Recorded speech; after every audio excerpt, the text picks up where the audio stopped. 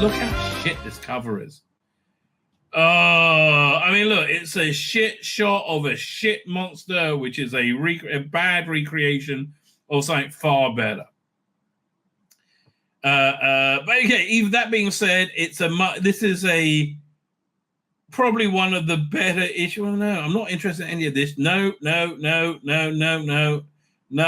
not interested in anything in the current series at all. Okay, the William Russell stuff is good. So you got 2, 4, 6, 10-page of William Russell. I like this What If article. So you have 2, 4, 6, 16 pages that I would read. Space Museum Facts and Fiction is always fun. And review. Yeah, you got out of 83 pages, I would say you got 16 banging pages of articles. After than that, I mean, this one just confuses me. Like, how are you going to display that so you can see it? I just don't understand it, right? I don't understand it. Fine, but let's look at Russell D. Davies's column. Oh, man, why are they moving shit around? I can never find anything anymore. There we go, right at the beginning. By the way, I think this is a frame from the Doctor Who backup strips collection. Hasn't even been shipped yet, right? I ordered this, I don't know, on the 2nd of this month, I think, 1st or 2nd. Hasn't even been shipped yet. Crazy. Okay, this month we celebrate. This month's a celebratory encounter brings back some happy childhood memories. But what was the Doctor Who story that went around and around? I don't know. Let's see what they have to say. So I was in the BBC New Broadcasting House, and I bumped into Louis Theroux. Okay, this is going to be a showbiz story. Oh God, it's extreme. I mean, how do you make Russell D. Davies even more insufferable? Have him tell a showbiz story. I saw this headline on Twitter, I think for the New York Post, about this tenant of a New York building was terrorizing everybody by running around naked and hammering on people's doors and stuff. But I thought it said David Tennant. I was like, oh man, that has to be my go-to story, right? No, it was just a tenant. Okay, this is going to be a showbiz story. Oh, just imagine. Yeah, yes, there are lots to talk about with the next season just gone. Not really. I don't want to talk about any of it. Honestly, it just was a massive, massive failure. And come back next month when I have important things to say about Ruby Sunday and that woman. But I don't really give a shit. I mean, where is that picture of Millie Gibson a couple of people sent me, which is perhaps one of the greatest pictures of all time. Anyway, this is worth taking a little bit of a detour to find it. Is it over here? Because it is one. Oh, here it is. Okay, if you were unsure if there's any opposition on the Millie Gibson Awesome switch, you will find out from this picture. No, there is not. There is no opposition in the Millie Gibson Awesome switch. Can I get this open up? Doink. There you go, Millie. Hang on. Now I've totally lost my place. There we go. Look at this. Okay, not only am I funny, and I would laugh at any joke you have, darling, I also have nice titters too. I mean, Millie, how'd you get any freaking better? Oh, you're so well off outside that shit show of Doctor Who. You're so well off. You're so much better than anything they put on screen, right? Head and shoulders above everybody. Fine. So be a showbiz story. Do you see how I recoiled from that in horror and fear as soon as he said, "Oh God, help me"? No. There's been a lot to talk about. Okay, fine, right? Woman, but come on, showbiz is calling, so bear with me. Yes, lovey. Everybody loves a lovey, don't they? I don't really know Louis Theroux. We've never met, although though I'm a fan, and I know him to say hello to.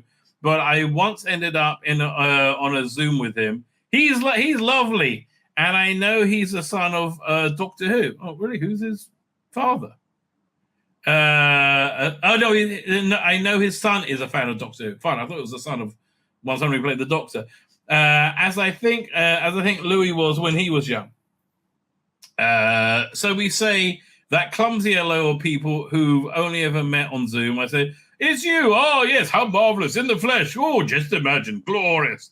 And he's a very clever man. He quickly gets to the heart of what I'm thinking. You know, I would say that about that smug face. Just, you know what? I just want to get a sock and fill it with human excrement and slap in the face with it. No, I don't. That's just a joke.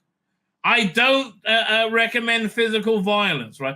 By the way, something really annoying me is all the people say, oh, man, Donald Trump should have died. What a pity he missed. Somebody should try again.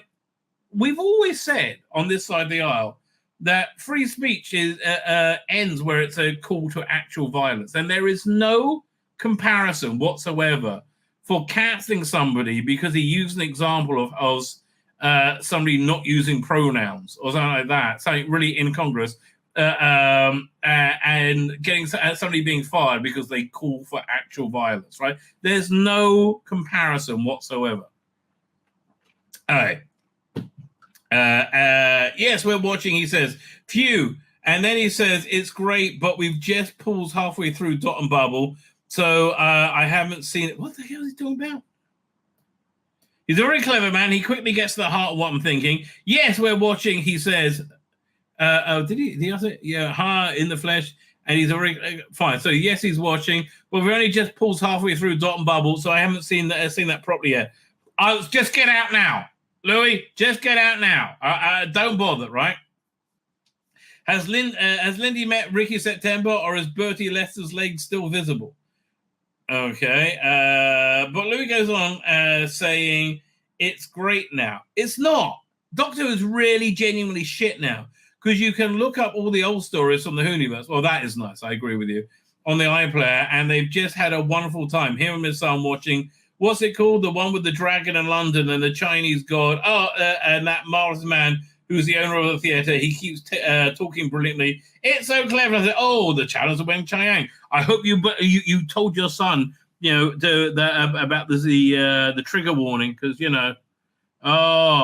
knows what could happen. Talons of Weng Chiang. Again, this is Russell T Davis's go-to methodology. Nostalgia, member berry, no heterosexuality whatsoever. Every man loves sucking a dick, right? That is the queer era of Doctor Who. Oh, look, there's a chick with a dick. But look, there's also Unit. Ooh. And that was, again, if you see how shit Unit is, I don't see how what it does in terms of nostalgia, right? That unit is just with Lenny Rush on his little, what was it, mobility scooter or whatever he's on with machine guns in it. I hated it. Oh, and then you compare it to Talons of Weng Chiang. Not me. I start quoting Crone's dialogue from part 1. Never seen anything like it in all my puff, Lewis is hooting. Fuck me. I'm so sick of you talking about hooting. It's amazing. When the shine comes off, the shine fucking comes off, doesn't it? Yes, that's it. He says, the dialogue is so well written in that. Yeah, nothing like today. It's so tight. Every line counts. And yes, and it's full of character and wit. I say written by Robert Hose, one of the all-time greats. At this point, Jane Tranter arrives because she says, what the fuck have you done, Doctor Who? What the fuck do you do, Doctor Who? Nobody's watching it. It's tanking. It's failing big time. Oh, just imagine. I don't have to. I've seen the ratings. Hello, everybody. Big hug, Lewis. She knows everyone, of course. I'm aware that behind us, a huge BBC screen is showing Shooty reaching out into the time vortex, and to complete the picture, is that when Sutek was a little doggy on a leash being dragged through the vortex? Oh, God, it was awful. And to complete the picture, across the foyer, a security guard sits next to a replica of the TARDIS, and behind that, far down, where the fuck are they? Far down a corridor, a dark bronze, a Dalek, a bronze Time War. Never doubt that this place loves Doctor Who. Well, if you love Doctor Who, why don't they take a relentless shit on it? Lewis hasn't stopped. Lewis hasn't stopped. He wonders what's the other story from years ago. There's lots of guests, and there's a whole thing. It goes round and around, and it's round, and it sort of doesn't stop. What is that? I mean, is it Carnival Monsters? Because they have a picture of it over there. And what can that be? I mean, like, okay, if it's Carnival fucking Monsters. Fuck not Jason Quinn. Like, what's wrong with you? Just spoiled the gap. What can that be? I am determined not to be beaten. Identifying old stories in BBC HQ with Louis Theroux's. I am born for this, but I'm stumped. I feel a slight rising panic. And he says, what do you mean, guess? He says, it's like they're in a party at which point my mind jumps track, and we go to this magazine. Back when a Doctor Who weekly, yes, you guessed, yes, you used to get all this weekly. It was, I think, 24 pages a week, and then they upped it to 36 pages a month, right? For like nearly double the price. But I think actually, I mean, I prefer it monthly. Panic Rider. Yes, it was a strip called Ship of Fools with Croton. The Sideman with Feelings. By the way, Croton Sideman Feelings. One of the high points of Doctor Who, I think. Look at that artwork by Steve Dillon. Gorgeous, absolutely gorgeous. The golden days, as opposed to the shitty days we're in now. The comedy called Ship of Fools, Croton, blah blah blah. Time looping party. I asked, did you read the comics when you were young? Were you on board some kind of space flight? Were they on board some kind of space flying Dutchman? No, it's Carnival of Monsters because you had a picture of it up the top. Okay. Jason Quinn is a right? No, it wasn't a Flying Dutchman, but yes, you're right. There was some sort of boat, and I say, leaping back to 1973, it's Carnival of Monsters. They're on board a ship that keeps time looping, and it turns out they're trapped in a big miniaturized exhibit thing. The Miniscope. Yes, that's the one, and we hoot. Fuck off with your fucking hooting. How about making a Doctor Who that's not shit? How about that for a change? How about not hooting? Oh, how about not filling everything with with gay cum dripping out of every orifice of the TARDIS? I mean, even the titles, right? Even the titles looks very suspect. Here, let me show you this 1 second. Go. Now, this is what Disparu pointed this out, and man, once you see it, you can't unsee it, which is like the weird thing. Where is it, Don? RTD2. It's let's pull up an episode. Church Rose Days Babies. Devil's Court. I'll piss off. Do they have the last one here? All right, yeah. I was looking for like 13. I forgot we're in, like, you know. Yeah, I'm going to turn the music off so I don't get zapped, but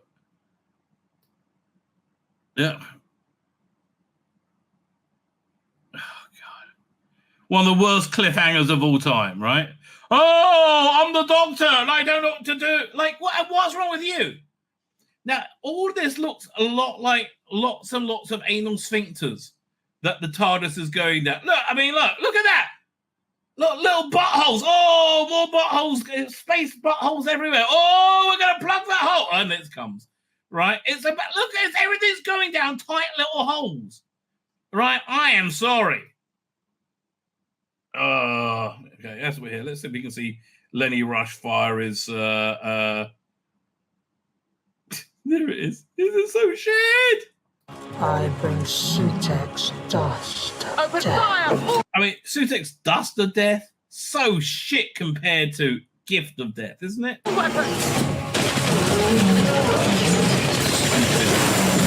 And there's, again, and it's even more stupid with Yasmin Finney there for no reason other than to be a chick with a dick.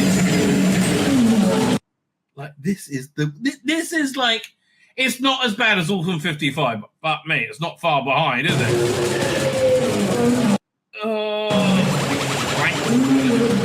Like, what's she fucking doing? What is that? Like, what's she doing there?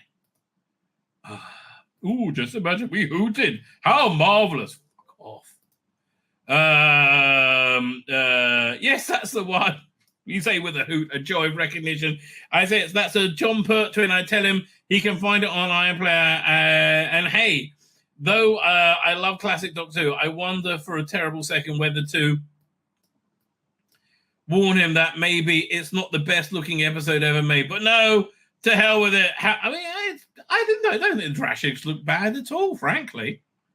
Right? I don't think it looks bad at all. To hell with it. Look how good the idea is echoed down the years. Who cares if the prosthetic slip inside? Instead, I say with all my heart, that's one of the greatest ideas ever, and you'll love it. Well, they did that very well with the Doctor Who's what's it called again? Stadium show, right? The was it Doctor? What's that? Sound of Monsters. We had Nigel Planer play Morgan's Morgan's son. He was Morgan's son. I mean, man, the way I really, why didn't they ever put out a video of that? Right? It was. I would have bought one. Like I don't know. Like you could have had it at the concession stands and sold it on the way out. Right? It was so cleverly done the way they integrated Matt Smith into it. Right? It was a really, really great job. Anyway. See what they got to say. And then you'll love it. And then we got again, Jason Quinn is a fuck nut. It's like a fuckwit for putting that there. And then we got to go, bye-bye, nice to meet you, but Jade and I head off. But no, mindful of you, fearful reader, I run back and say to Lewis, I write a page in Doctor Who magazine every month, and this will be a great little story. Do you mind? Not at all, he says, and we're all sanctioned. I wouldn't think to do that. Okay, but it's funny to think that, think for a couple of minutes, there they were, Carnival and Weng Chiang hanging in the air. No, they're still going to be around 20 years from now, 30 years from now, 40 years from now. Space Babies is never going to be remembered again, right? They're going to be remembered as well as Nikolai Tesla's Night of Terror, was it? Like, nobody gives a shit, right? And that even wasn't the worst episode of Jodie by a long way. But Talons of Weng Chiang and Carnival Monsters, yes, they will be, even with their ropey special effects, they will still be around, right? They will definitely still be around. Back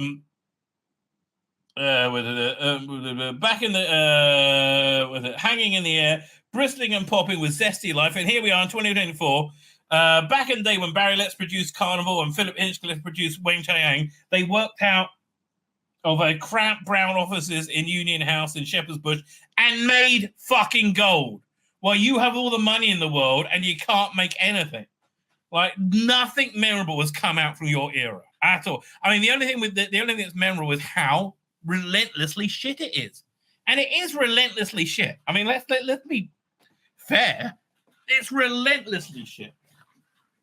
So we're up to in Union House in Shepherd's Bush, all tiles and wood and cigarette smoke. Those precious episodes were shown once and they thought never again. I know. But again, quality lasts forever. Thought never again. Today we are gleaming in technology hub right at the heart of the city of London, broadcasting in formats they could never have imagined. And yet, here's their work. Their beautiful work, still alive, still available, still loved and adored, and being celebrated out loud right in the heart of the BBC. Wonderful. Yeah, I know, I understand, but that's not going to happen to your stuff. And not only that, you've tainted your initial run. I have no interest whatsoever in going back to Doctor Who 2005 to 2009.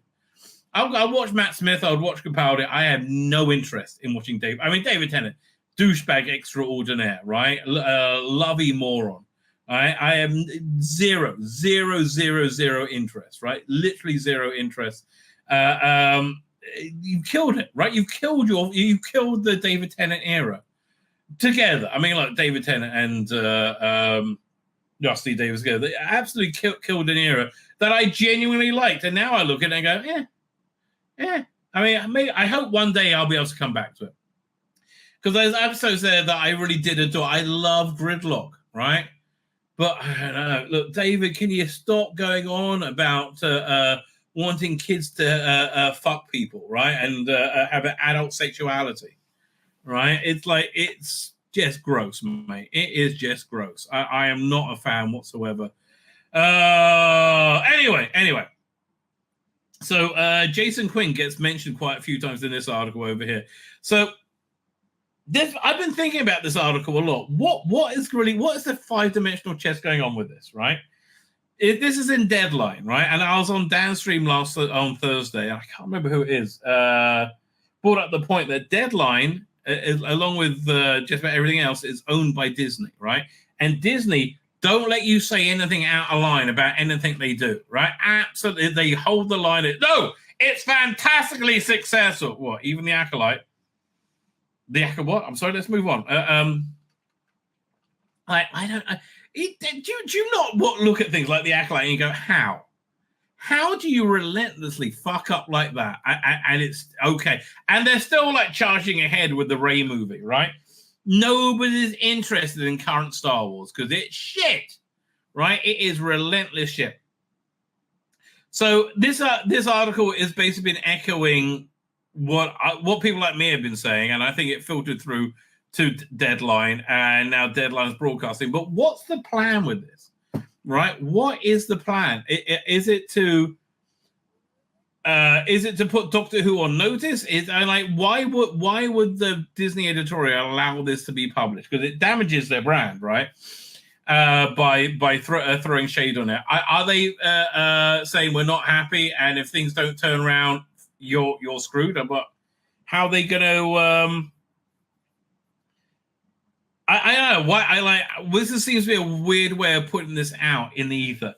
So I have a theory, right? I have a theory, and I don't know if I believe it, but it fits the facts at the very least. Why would Disney allow this sort of thing to happen?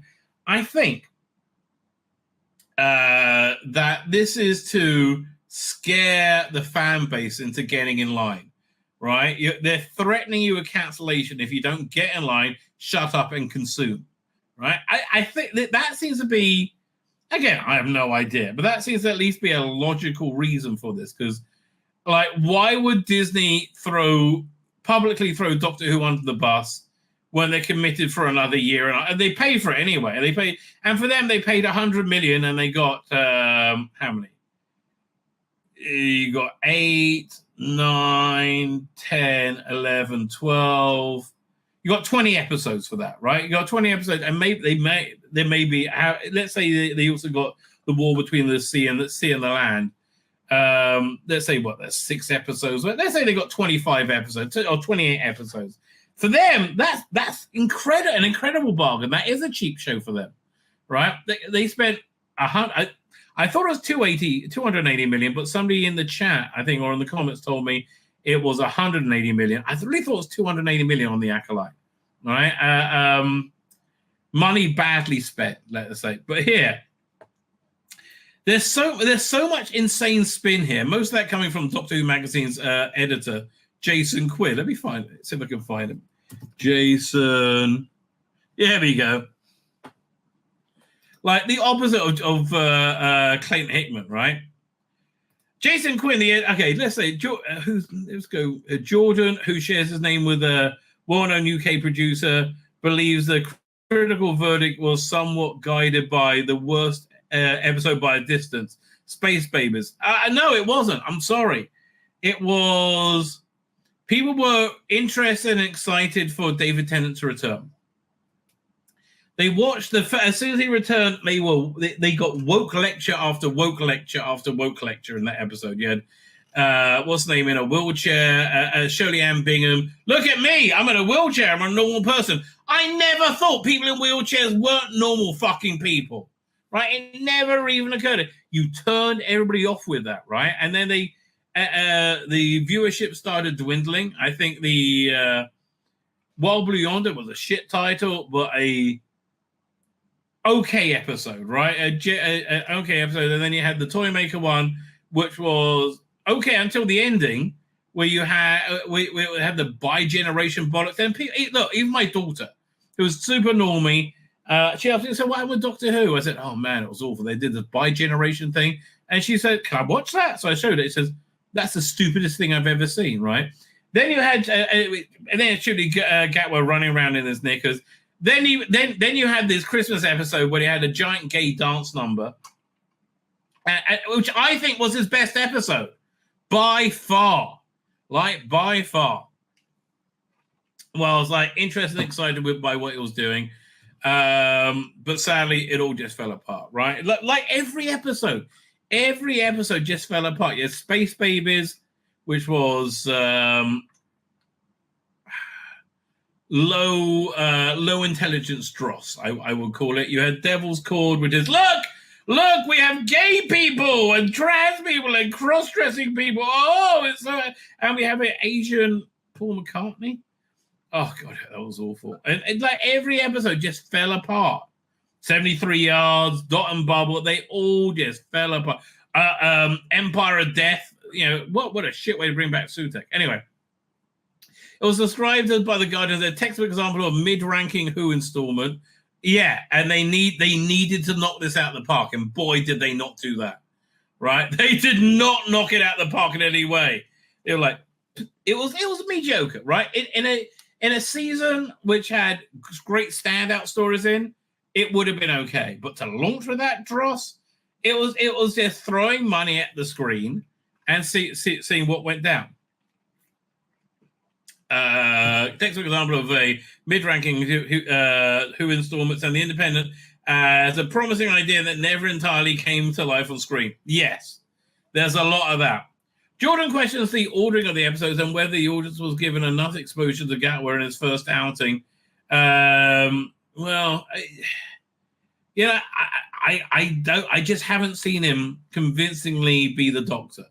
For me, I liked him going over the rooftops. I even like the dance number with the Goblin King and how he like working out a different universe science. With the knots and the string and stuff like that. I thought that was interesting, right? I thought that could have, but it was just a brief glimpse at him, and that was it. And it wasn't enough to like get your teeth in. By the way, I've made a decision. I've got to do what I got to remaster a couple of my comic books, which hopefully won't take. I'll get that done this week, but then I'm going to spend an hour a day writing, right? Because I am going to write Eki Thump, the guide to the Jodie Whittaker era, and then I think I might do a guide to each era of Doctor Who, right? Because there's a lot I have to say about all of them, right? So I might well do that. But yeah, Eki Thump is coming up, right? That's something I want. Also, if you subscribe to my by the way, if you're on Twitter, please follow me on Twitter. Substack. Join my Substack, but I'm planning on doing an exclusive thing for my Substack, which is every month I want to do Rabbi magazine, which will be a parody of a girly magazine, essentially a wank mag, but with focusing on all my thumbnails, right? So I want to make it like have like in a brown paper bag kind of feel to it. But again, one of my many things I have to work on. Where are we up to? John Ross got a question on filming. He suggests that due to the in-demand star, other filming commitments. Yes, and here's the thing: Rusty Davies just thought he was the best thing since sliced bread because he gave him a hard-on. I heard that Hamish Patel was on the shortlist. He would have been fucking awesome, right? There's Hamish Patel with it. What's his name again? It played Sinwar, wasn't it, from Beastenders? And he's been in a bunch of Christopher Nolan movies. And that's it. Him. I never saw it, but he seemed like the movie Yesterday, right? I think he would have been great as a Doctor, right? I think he's got a really interesting, dangerous quality about him, right? I like him in everything I've seen him in. I think he's an intelligent actor.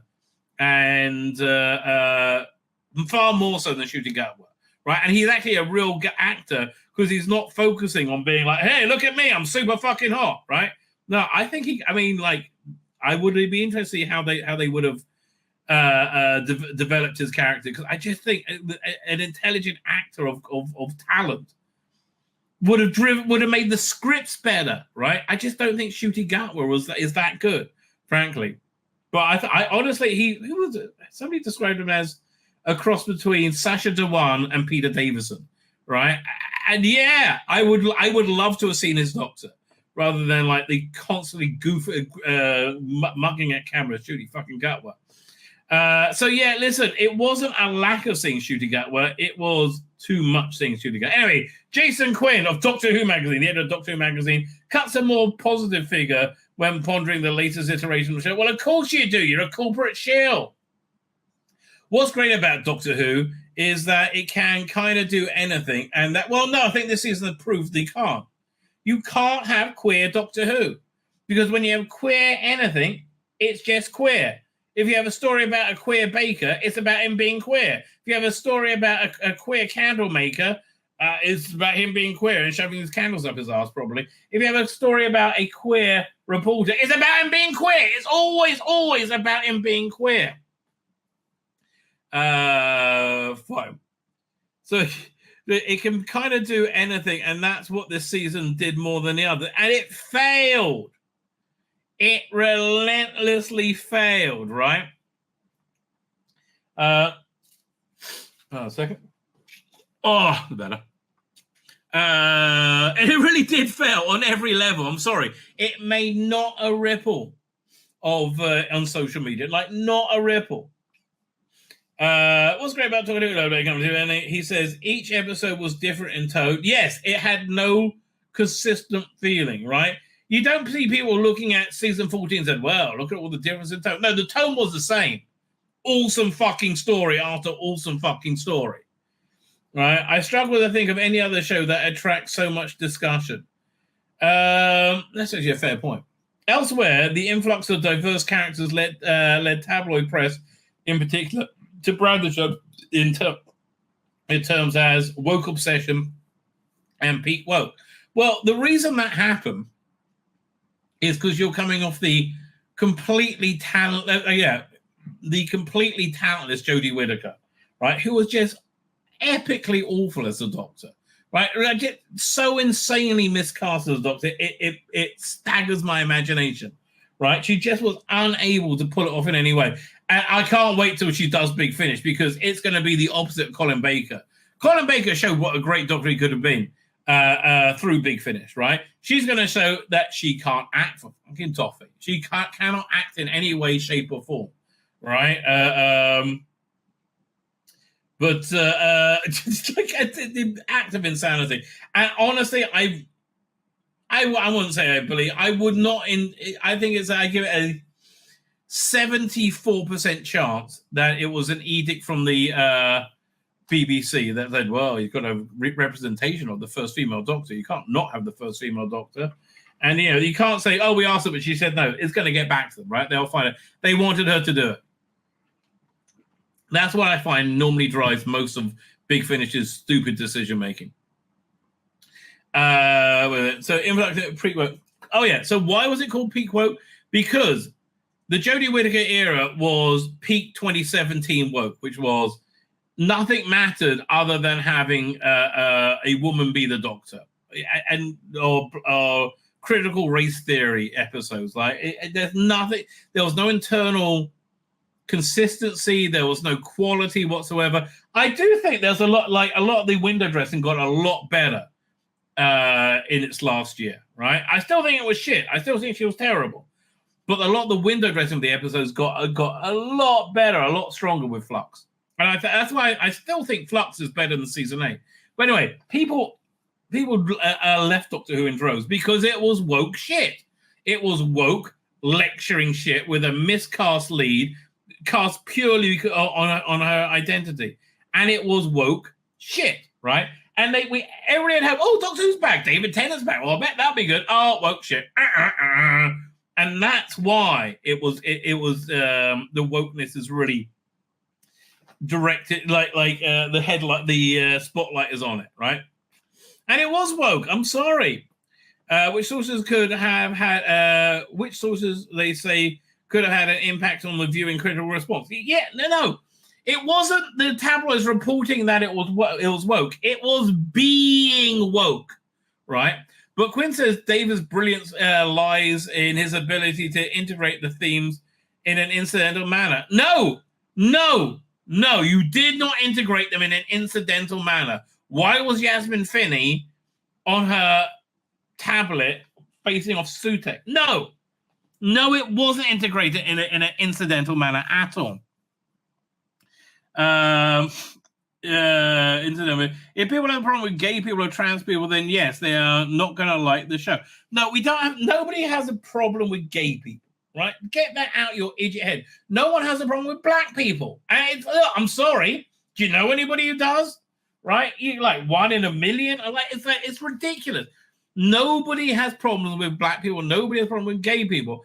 I find the trans thing to be disturbing, frankly, right? I think I'm watching mental illness being directed at children to genuinely harm their bodies and destroy their lives to validate narcissists, right? That's how my view. I don't hate trans people, right? I live and let live, but trans people, they're not doing well, right? They're not here. Let me give. Did I bookmark this? I bet I did. Hang on, I think I did because that's that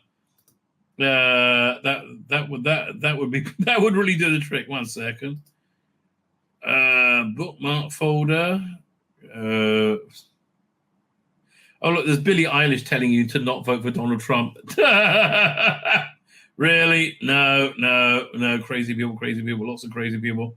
No. Oh, did I not bookmark it? Oh yeah, I did. Awesome, right? This is why I'm very, very nervous. I'm in the wrong thing. There you go. 1 second. Now I've lost my place. Oh, there I was. Over here. Doink. Hang on. I've got to find where to... Okay. I got too many tabs open. That's my problem. Too many tabs, baby. Download. Yeah, let me go this way because this is generally what scares me about the trans movement, right? It's deeply unwell people being, what's the word I'm looking for? Not abused, being utilized. I don't know. I don't know. I think used maybe is the right word. Hang on, Dave.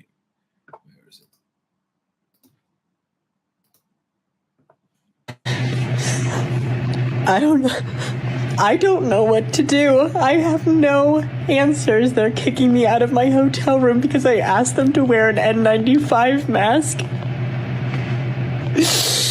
I bet this. Okay, so this person is unemployed, living on benefits in a hotel.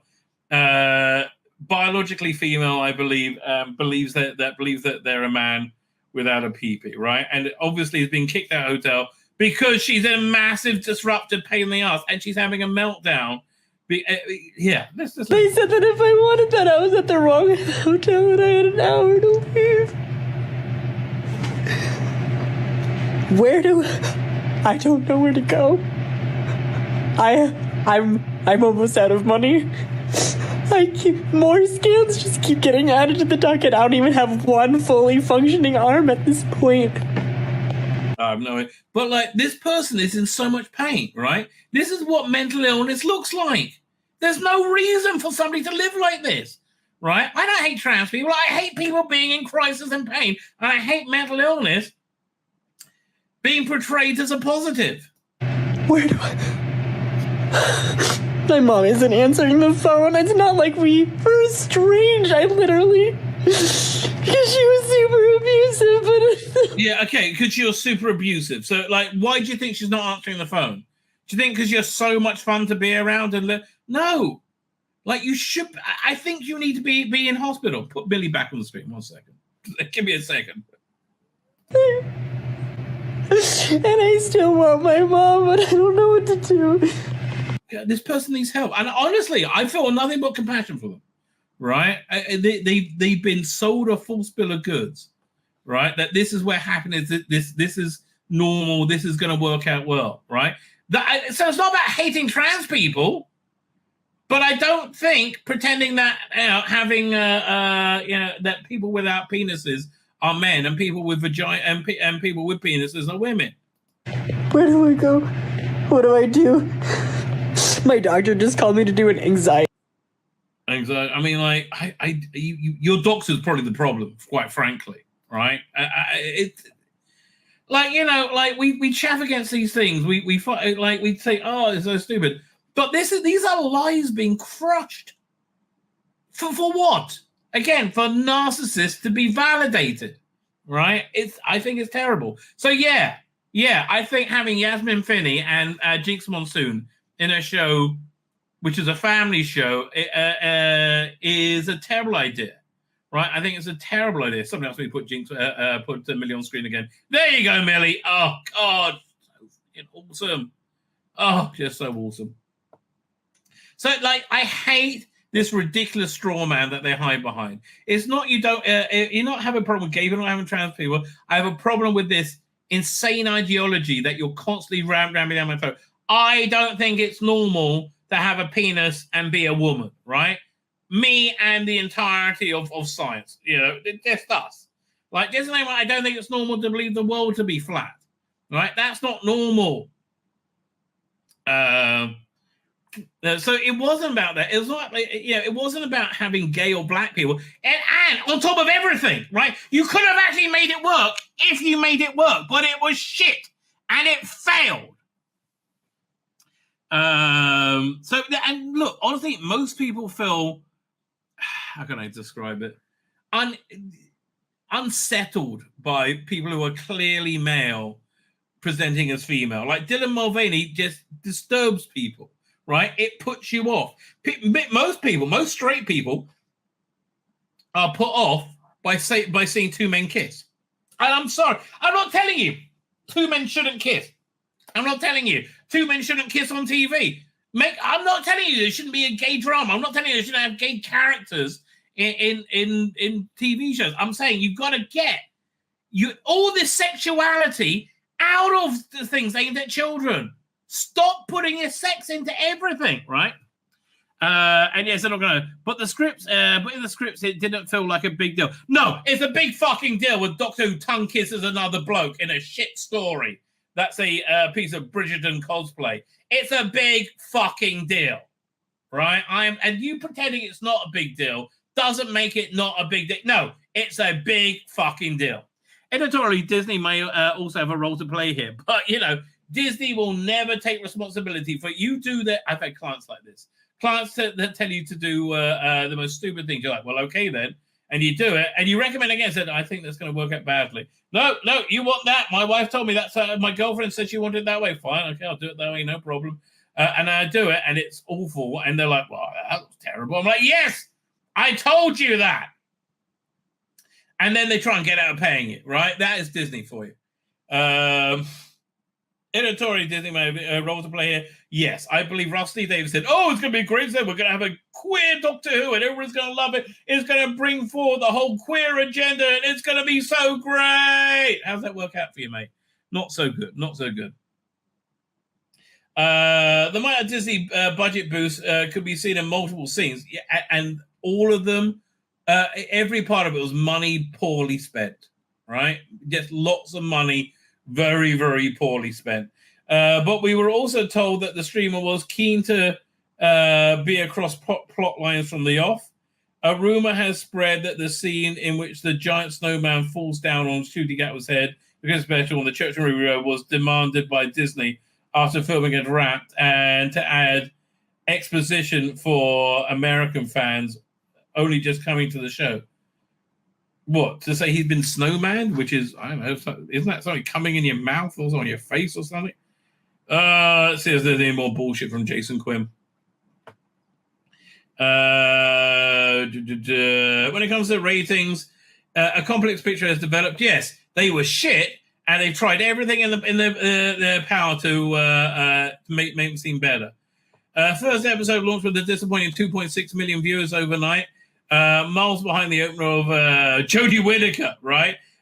Who was the show was cancelled because it looked low ratings, right? Also shipping 2 million viewers from the Tenet Star special. Jordan was keen to keep his eye on the ratings, and he said he was genuinely amazed when it clocked in how big a drop was. Well, I think Russell was amazed as well. When consolidated 7-day figures were taken into account, the entire average was almost around 1.5 million from Whittaker's last season, the least watched season of Doctor Who ever until this, according to the Barb data supplied in the overnights.tv. Right, I never heard of overnight, so I've got to go there again. I got to go there next time. While it failed to light up Barb's 7-day streaming rankings, we were at the time dominated by likes of Baby Reindeer and Clarkson Farm and the evergreens such as EastEnders. EastEnders, nobody watches that. EastEnders has terrible ratings. Armed with reams of own internal data, the BBC has repeatedly stressed the overnights and 7-day figures failed to paint a conclusive portrait. Yeah, their big success stories is, we've done so well in the younger viewers. No, you fucking haven't. You are 0.8 of a million? No, less than that. 0.4 of a million up from Jodie Whittaker, or maybe down. It was like nothing, literally nothing. Where are we up to space? Maybe at the time of writing is up to 6 million viewers. Well, not really. Here, let's look at the bullshittery, right? It's not really at all. Yeah, okay, so there, 5.6, 28-day reach. Okay, so look at all the things they add up. So I guess the date comes out. Before it was on, watched by 0.13 million live, 1.45. Well, I don't know what Vozdal is. Vozdal, viewer on the same day as live, who those who watch later in the day of transmission, but before 2 a.m. And then time shift. So I guess after. Wait a minute. And then time shift was 1.17. That's people who watched it later in the week, I guess. So here, let's do the math for a second. Let's add this up. So we have, hang on, doink. 0.13 plus 1.45 plus, by the way, that 1,000,009, that's people who watched 2 minutes of it, right? 1.09, right? So that came out 2.67, right? So then add on to that time shift. That's so you add on 1.17. Again, all we know is they watched 2 minutes of Doctor Who. We don't know if people watched it. Plus 0.17, you come out to 3.98, right? So they say they're at 4 million. And then they add, was it 4.43 for the 28-day rating? Then you add on all these other things. 7-day viewer, 20. Like, no, fuck off. It's a fucking failure, right? It's a fucking failure. Duh. It's called adding. Don't be scared. Don't be scared of my gender. Also, don't be scared of adding. Oh, I don't know how to do all that. Oh, I keep them. Acting picture. This season premiered Iron Player nearly 24 hours before broad. Well, that's your fucking choice. That's like Chris Chibnall saying, well, we're doing it on New Year's Day. We're not doing Christmas Day, so it's a small audience. That's your fucking choice, you fuck-nut moron. Fuckwit idiot. Oh. Which impacted the overnight figures. Yes, your rollout of it was epically stupid. Epically stupid. You could have done so much better, really. One industry source was not convinced. Mine. The ratings are a problem, but they tell us they can talk all they like about young viewers, but they're still down from the specials and down from Jodie, which was cancelled because it was so low, right? I imagine serious conversations are happening. Disney will want to see results. And look, they're with Disney. up until the war between the land and the sea, assuming that happens, which they're filming it. I still can't believe they're filming Starfleet Academy, right? I wonder if they're going to announce a crossover this week. Or was it? But Comic-Con's this week, isn't it? Yeah. Doctor Who's the most in-demand UK show with US audiences during its early release. Well, that's a bit of a tight demographic to get from. Bridgerton, Baby Reindeer, Simpsons. It's not doing well on Disney Plus. If it was, they'll be saying it's the greatest thing ever, right? So, okay, what's going on here? I believe, right? It's my belief that this article is designed to make fans of Doctor Who scared to not watch it, right? They need to support it. This is intended to whip fans into a frenzy of support for Doctor Who. So will it work is a question. No, because the bottom line is these stories are shit, right? They just were. It was a complete failure. I don't want to tell you. My name's Tzvi Lebetkin, the Rabbi from another planet. Please like, share, and subscribe, and ring that little bell. Ring the little bell so you're notified when new videos drop.